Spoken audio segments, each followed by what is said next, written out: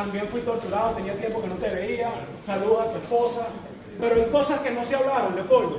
Los presos políticos están olvidados, Leopoldo, y el gobierno interino está recibiendo millones de dólares, Leopoldo, en cálculo, y están ahí los números. El 0.02% alcanzaría para solucionar la situación alimentaria y médica de los presos políticos. Están olvidados y confiamos en ti, Leopoldo. Tú estás hablando de la libertad y la democracia en Latinoamérica, pero es que para hablar de la situación en Latinoamérica hay que hablar que los grandes cáncer, el gran cáncer que está carcomiendo a la sociedad de la democracia en Latinoamérica es el populismo, son las cortinas y la hegemonía comunicacional, es el mesianismo que hay, porque todos estamos buscando un mesianismo.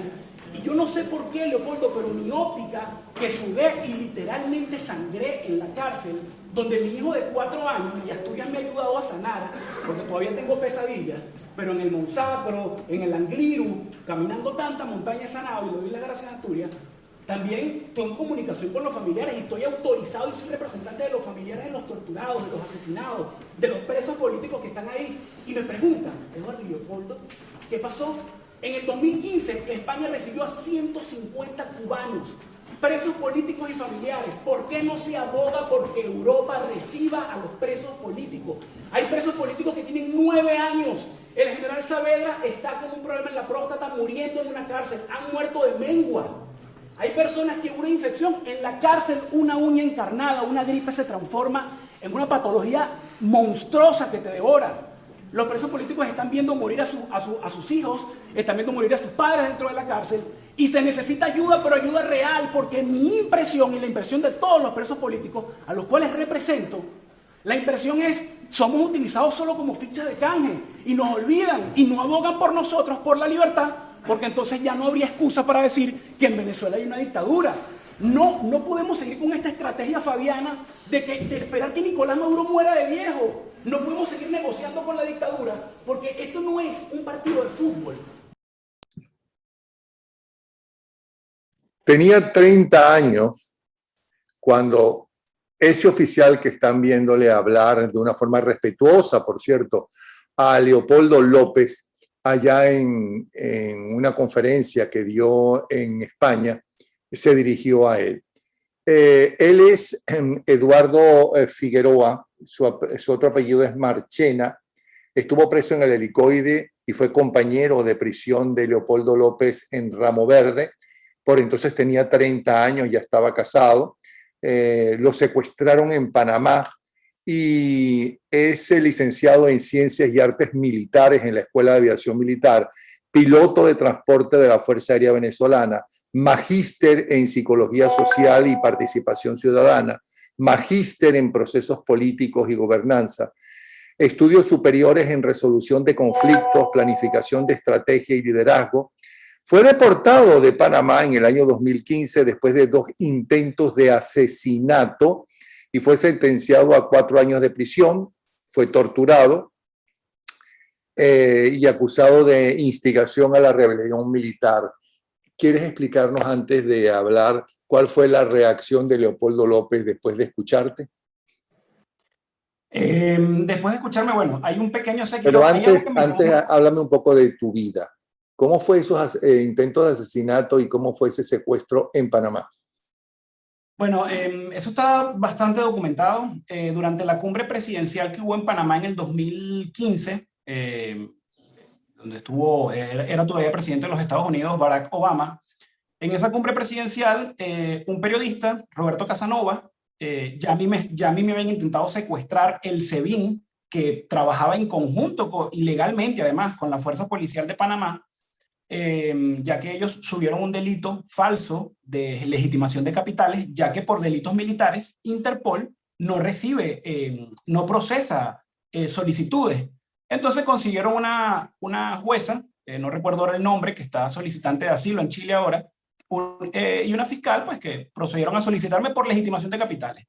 Yo era solicitante de refugio, el gobierno de Panamá, en un acto vergonzoso digamos, de complicidad con el régimen de Venezuela, Nicolás Maduro, el presidente Juan Carlos Varela, bueno, pues me niegan el refugio y tramitan mi orden de detención en un restaurante en Vía Argentina, en una avenida un poco transitada de la ciudad de Panamá, pues me secuestran unas personas que me habían invitado a comer porque yo tenía una empresa donde daba asesorías empresariales.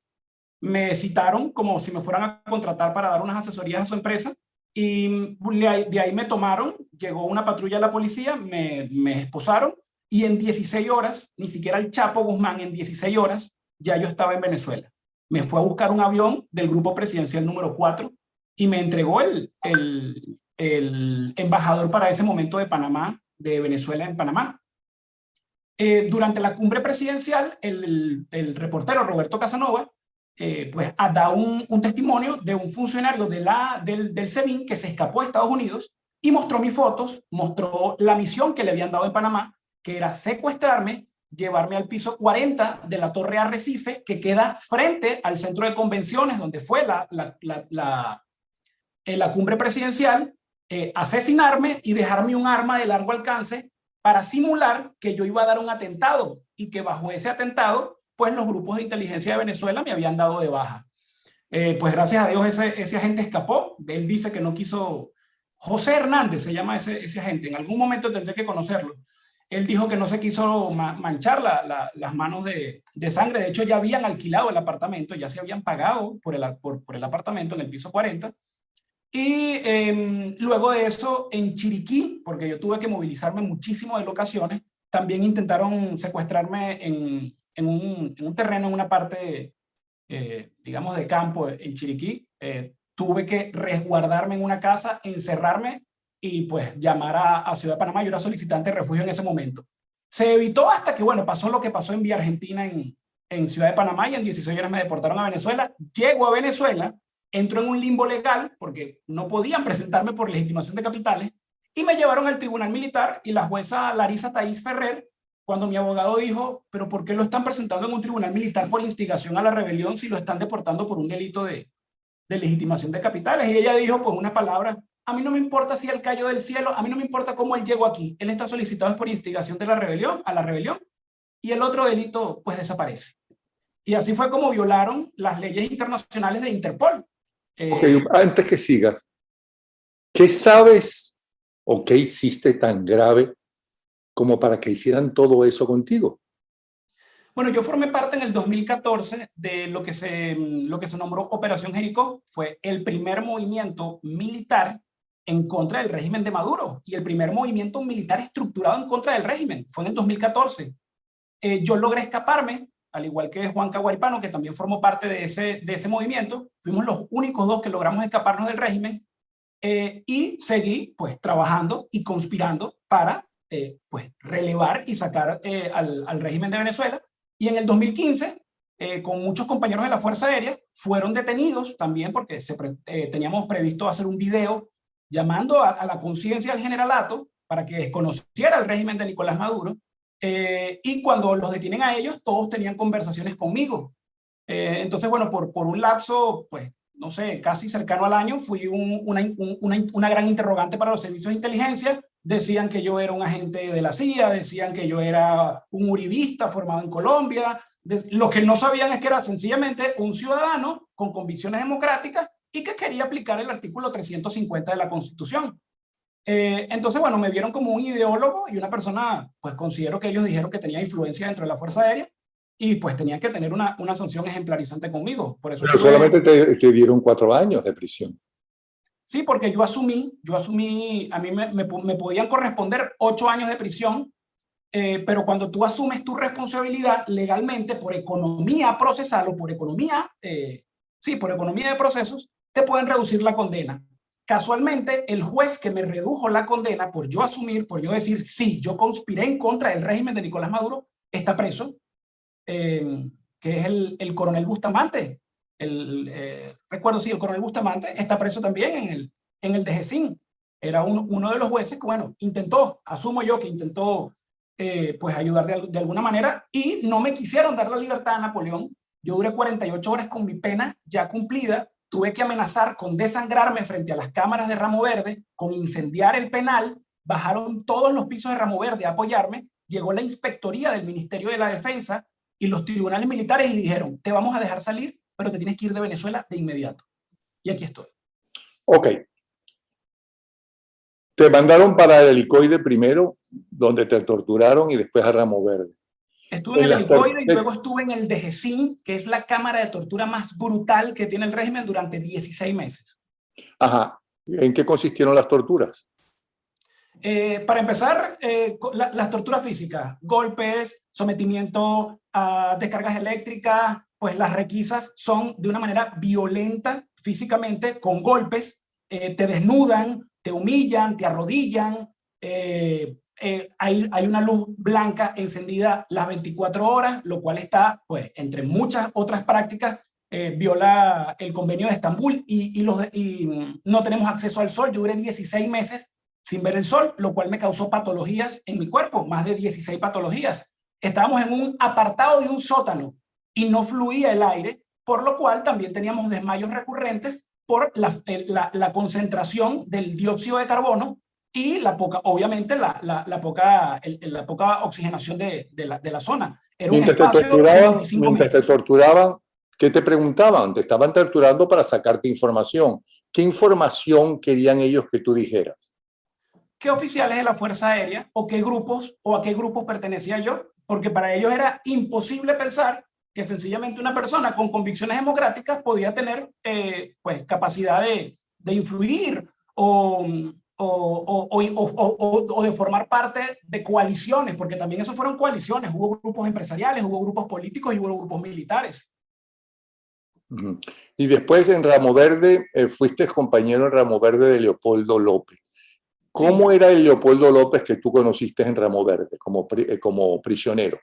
La realidad de Leopoldo López en Ramo Verde es una realidad totalmente diferente a la del preso común. El contacto que se podía tener con Leopoldo era por notas o en alguna misa que se pudiese coincidir, quizás en la biblioteca cuando estaba abierta la biblioteca, porque después dijeron que en la biblioteca de Ramo Verde se conspiraba y la cerraron, o en alguna actividad deportiva. Pero parecía una persona súper jovial y una persona muy agradable. Además, era una persona que dio una frase lapidaria que llenó de esperanza a los presos políticos. Seré el último en salir, y lo juró y se lo juró a sus familiares, pero fue el primero en salir. Y también, pues, nosotros veíamos más de 4 ocasiones como Rodríguez Zapatero, que es un sinvergüenza, junto con Delcy Rodríguez, a las 11 de la noche, iban con bolsas de comida a visitarlo antes de su liberación.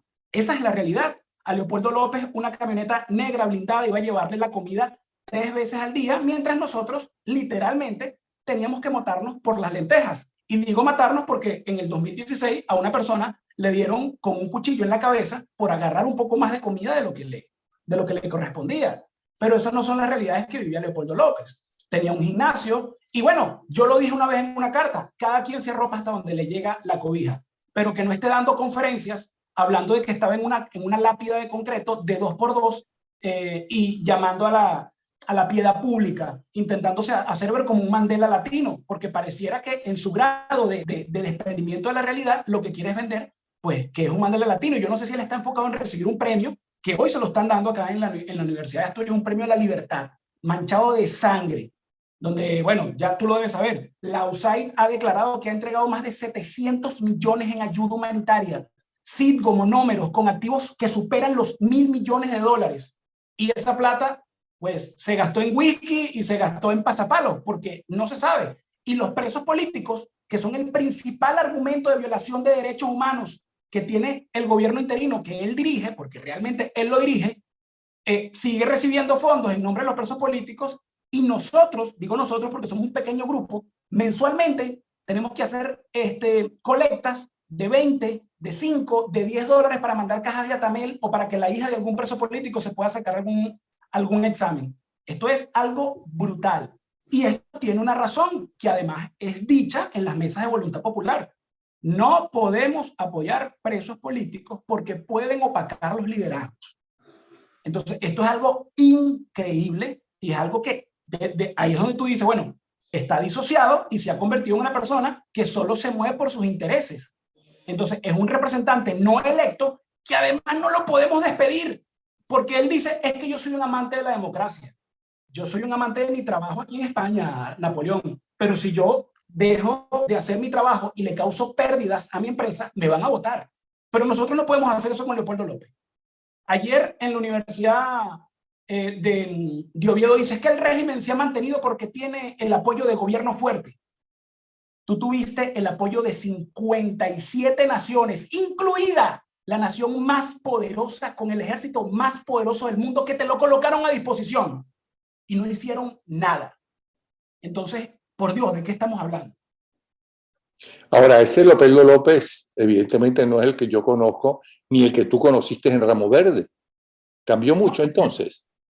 Definitivamente no lo es, porque además es una persona donde nosotros desarrollamos mucha esperanza con Leopoldo López, y estando él preso, y luego de haber salido en libertad, muchas personas por dolencias, por problemas médicos graves, necesitamos apoyo, no se respondía y no se daba apoyo en absoluto, a menos que fuera alguna persona que pues desarrollaba alguna empatía o le hubiese hecho algún favor a Leopoldo en el momento. Entonces, se ha abandonado, se dejó al olvido a los presos políticos por parte de la persona que quiere aclamarse y que se autoproclamó como el líder de la democracia y como el líder de la oposición en Venezuela. Es otra persona, y ayer con la conferencia que dio, yo digo, no, definitivamente está desprendido de la realidad, pero no tanto, porque esto fue un auditorio de 50 personas, donde quizás 42 eran académicos de la Universidad de Oviedo. Otros 5 era el séquito, incluida su esposa, y las otras 2 personas eran mi esposa y yo, donde no se publicitó por ningún lado, donde antes de entrar me enteré después que unos muchachos que hacen acá el reparto, pues lo insultaron y le dijeron que traicionó al movimiento estudiantil. Lo hace porque sabe que pesa sobre él un rechazo contundente.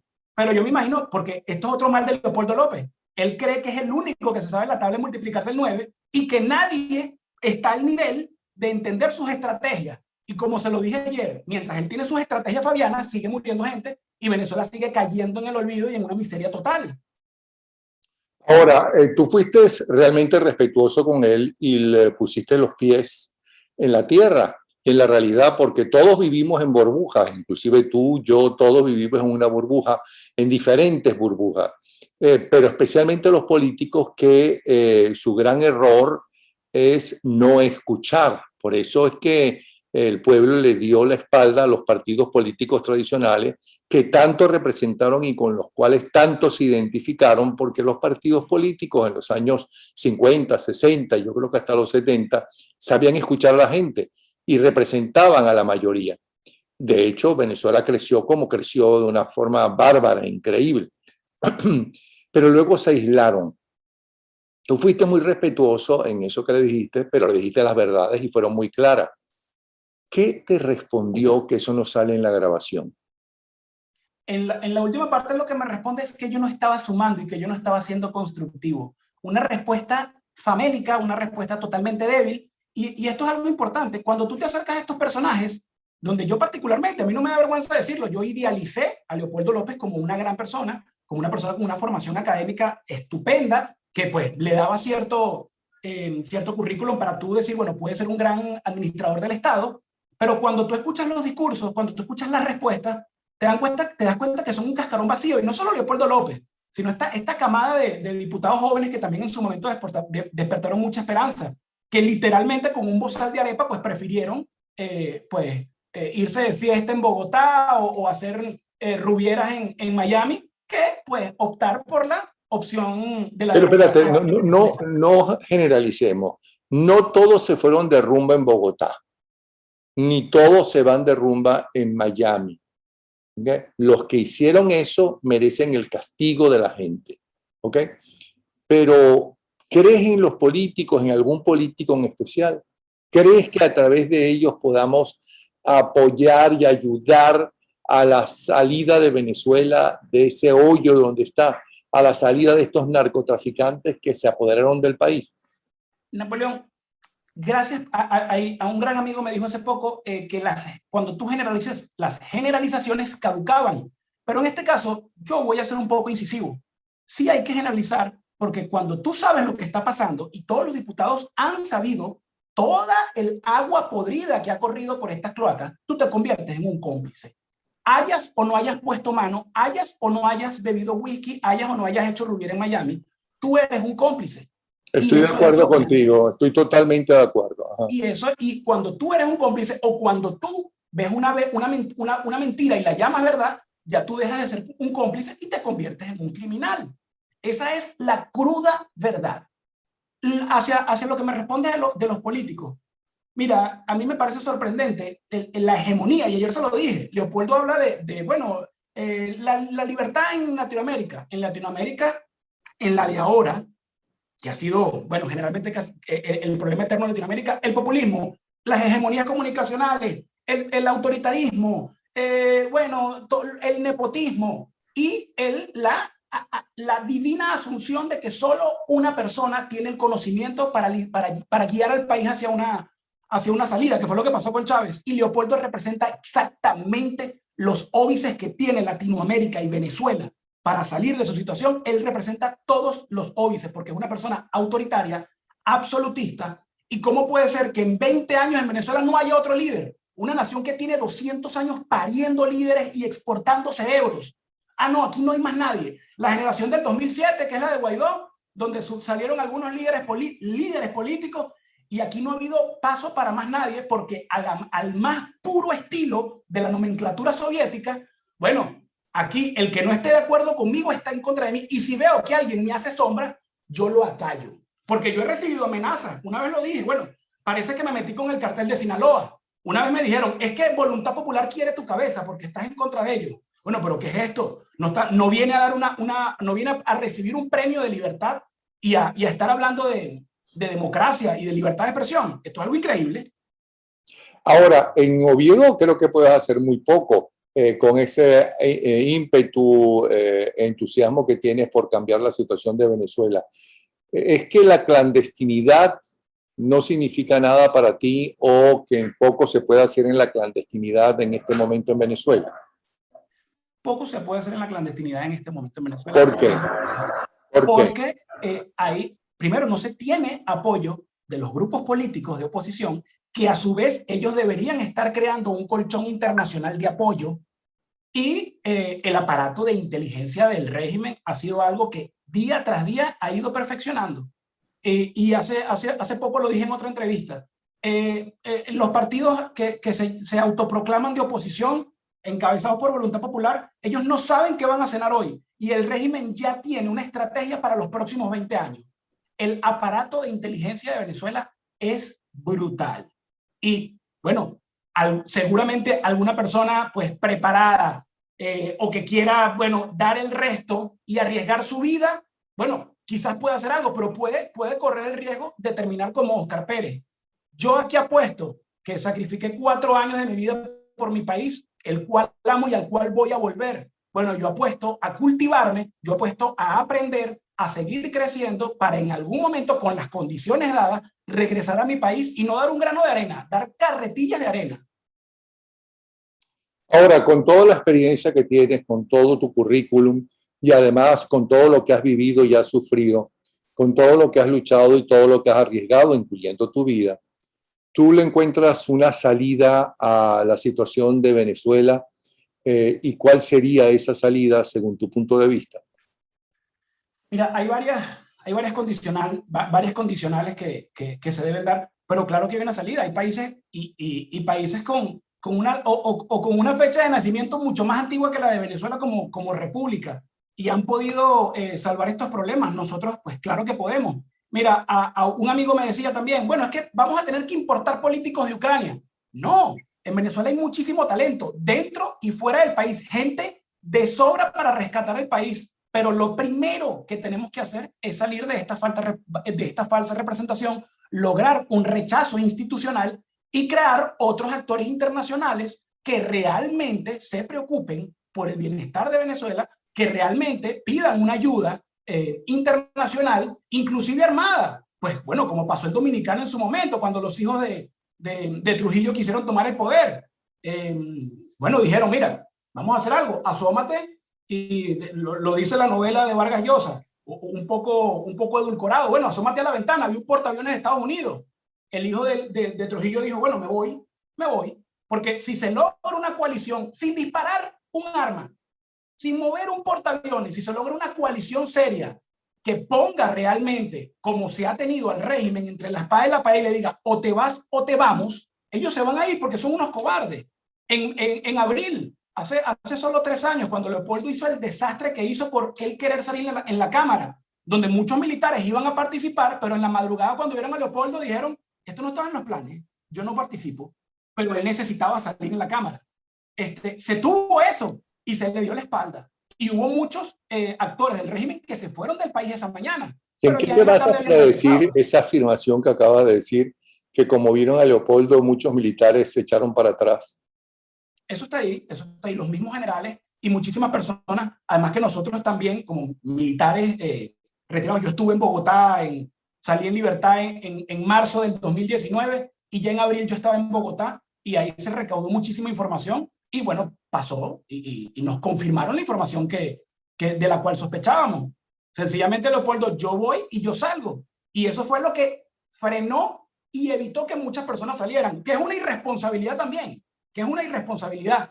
Pero si hay un planeamiento y ahora tú me dices que, bueno, va a salir este muchacho en cámara, pues, ¿qué estamos haciendo? Ahora, pero ahí apareció no Leopoldo López, ¿no? Que no creo que sea grave que haya aparecido, sino es que apareció el ministro de la Defensa y apareció del Tribunal Supremo de Justicia, el malandro ese, ¿no? Que supuestamente estaban metidos en el golpe.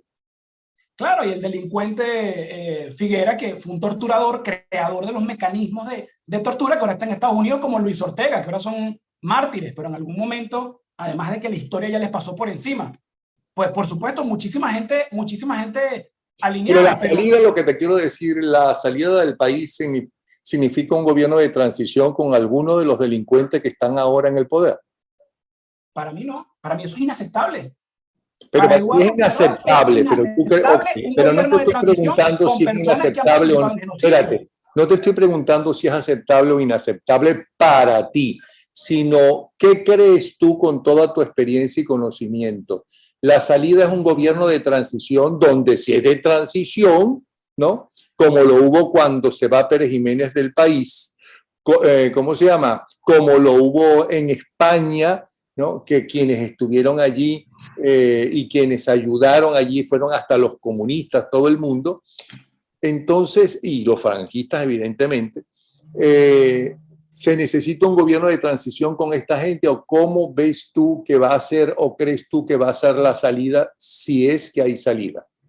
Cuando tú me dices esta gente, ¿te refieres al régimen o a esta falsa posición? No, yo me refiero al régimen. Ok. Mira, muy buena pregunta. Yo te voy a responder personalmente. Para mí es inaceptable. Éticamente es inaceptable. Yo soy un amante de la historia. Me gusta muchísimo la historia. Y lamentablemente para mí lo que está marcado en la historia es que, bueno, en mayoría de casos, en gobiernos de transición, se ha tenido que tragar grueso y hacer estómago para que alguna persona que formó parte de alguna manera, de la manera más sutil quizás, o de la manera más etérea quizás, de las dictaduras, pues formen parte de los gobiernos. No es algo que yo quiero y no es algo que yo espero. ¿Y por qué tú crees, hablando de aviones y todas esas cosas, y que ellos tienen miedo y que se van? Primero, ¿a dónde se pueden ir? Si están, la DEA, tienen la justicia norteamericana, les tiene un precio a sus cabezas, por un lado, y por otro lado es su negocio. Ellos no son políticos, ellos son unos delincuentes. Ellos están viviendo justamente del narcotráfico y ese tipo de cosas y tienen el apoyo de las grandes dictaduras del mundo, de las verdaderas tiranías del mundo. Cuando tú dices eso, ¿de verdad que lo crees que ellos se van a ir porque vean un avión volando sobre Miraflores? Son personas cobardes. También el régimen está totalmente desprendido de la realidad. Tienen 22 años, casi 23 años, viviendo a sus anchas, haciendo lo que les ha dado la gana en unas realidades que la ficción más grande que puede verse en una película queda corta, y ellos también están desprendidos de la realidad, pero son cobardes, y el cobarde es una persona que ha sido cobarde, además que es una... ¿Quién formó parte del gobierno de Hugo Chávez?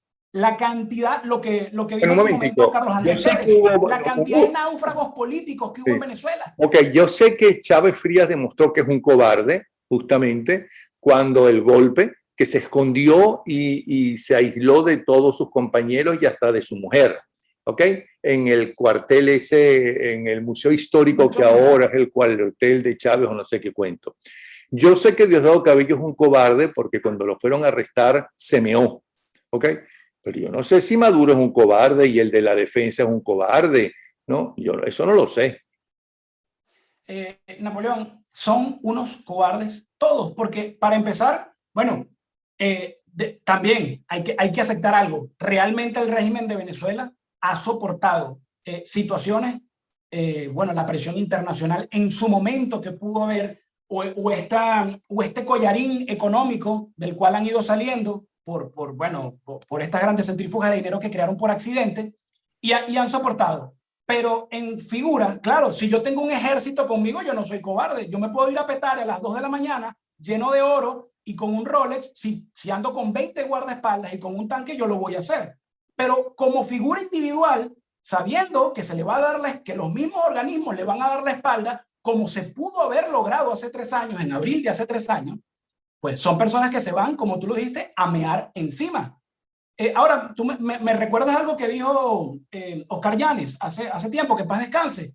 Oscar, tú dijiste, ellos no son políticos, ellos son unos delincuentes, pero los grupos de oposición, luego de que muchos jóvenes han muerto por ellos y de que muchas personas han ido presos por ellos, ellos dicen, bueno, yo voy a usar la faena clásica de política con ellos. No, tú no puedes utilizar la faena del toro porque es un ñu, y el ñu, en lo que te descuides, te va a clavar una cornada.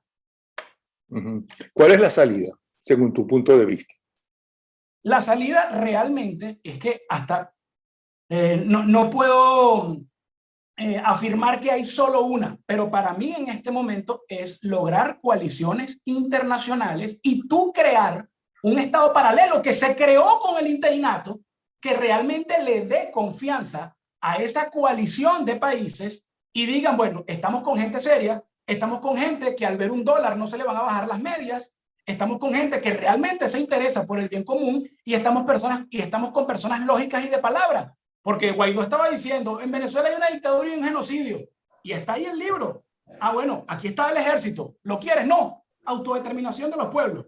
Entonces, ¿qué quieres tú? Además del doble discurso. Leopoldo López no se sabe, nadie sabe qué es. Porque bueno, no, yo soy de un pensamiento liberal, pero pertenezco a la Internacional Socialista, pero soy un populista, pero exalto la pobreza como virtud, porque también lo hace. Y entonces tú no sabes qué es. Tú no sabes a qué están jugando ellos, porque juegan al populismo. Me tengo que mantener tibio, ni muy a la derecha ni muy a la izquierda, en un mundo donde políticamente necesitamos actualmente dicotomías. O eres negro o eres blanco. Figueroa, para ti y para los oyentes, le voy a pedir excusas por, yo creo que se están escuchando un montón de ruido, pero es que alrededor de la casa están cortando árboles por temor a que el huracán que se pronostica llegue al sur de Florida, pues pase por aquí. Entonces, me disculpan, pero también eso es lo malo de muchas cosas buenas que se pueden con la nueva tecnología. Entonces tú que tienes 30 años, ¿no? ¿Tienes 30 años en este momento? No, tengo 37. Tuve 30 cuando llegué Tienes 37 años, casado y con un hijo, uno, ¿no? Sí, correcto. ¿Crees que regresarás a Venezuela y empezarás a ver el renacer del país? Estoy convencido. No sé en qué tiempo, no lo veo en un corto plazo. Cuando hablamos en términos de planificación, un largo plazo se habla de 15 años o más. Quizás, espero estar equivocado, en un largo plazo estoy convencido de que voy a volver a Venezuela y muchas personas lo harán, otras se quedarán. ¿Por qué estás tan convencido? Es decir, eso es como creer en Dios. Dios existe aunque no lo vea. Yo voy a regresar, ¿no? Aunque no esté seguro en el fondo. ¿Por qué estás tan seguro y estás tan convencido de que vas a regresar? Porque si hay más personas como yo, y las hay, con las convicciones que yo tengo, y hay personas con más convicciones de las que yo tengo, en cualquier momento se va a estructurar una maquinaria que de una manera, pero muy rápida, vamos a empujar a esta oposición a que surjan nuevos líderes, a que surjan nuevas figuras y que se vaya toda esta oscuridad y esta penumbra que ha amargado y ha destruido. Pero después de 2 décadas, ¿por qué no ha salido esa gente que se ha unido? Al revés, cada vez se dividen más los venezolanos. Estamos luchando, Napoleón, con 2 maquinarias brutales, 2 maquinarias millonarias. Una millonaria y asesina, que es la del régimen, y otra maquinaria millonario y que tiene una hegemonía comunicacional brutal y una aceptación institucional. Hay que lograr el rechazo institucional del gobierno interino presidido por Leopoldo López, porque es presidido por Leopoldo López, no por Juan Guaidó. Luego de eso, tú verás los desfiles de personas brillantes y capacitadas. ¿Por qué crees que los Estados Unidos sí apoyan a Juan Guaidó y llevan por lo menos una década apoyándolo, ¿no? Llevan como 8 años apoyándolo. Es decir, los dos partidos en el gobierno han apoyado a Juan Guaidó. Si es como tú piensas, ¿por qué tú sabes más que la inteligencia norteamericana? No creo que sepa más que la inteligencia norteamericana. Si no hay más opciones, Napoleón, tienes que decantarte por el menos malo. Y ellos están creando una cortina de hierro para que no surjan otras opciones. Pero vamos a abrir esa cortina y le vamos a pasar por encima. Me entusiasmó y me encantó hablar contigo. Te admiro. Eres un gran luchador. Cuenta con nosotros. Voy a recordarles que estamos hablando con Eduardo Figueroa Marchena, quien puso a Leopoldo López y le dijo lo que pensaba y se lo dijo en su cara, sin insultarlo, ¿no? Él es máster en, bueno, primero él es licenciado en Ciencias y Artes Militares en la Escuela de Aviación Militar. Por cierto, ¿crees que en el ejército todavía quedan militares que están dispuestos a defender la Constitución y a ejercer su obligación como militar? Tengo la misma opinión que los diputados. En este momento, en el 2022, todos los militares son cómplices, que todavía estén activos en la fuerza, son cómplices de genocidio. Yo diariamente, Napoleón, hay compañeros de armas, de todos los componentes que me escriben, como si yo fuera un devorador de pecado. Eduardo, estamos esperando. Eduardo, somos institucionales. Eduardo, sí hay. Para ellos, en algún momento, pues, será y saldrán. Pero realmente, si siguen allí, sin pronunciarse, son cómplices de genocidio. Pero en su momento saldrán estos que dicen, bueno, estoy esperando el mejor momento, que para mí no es válido, pero los hay.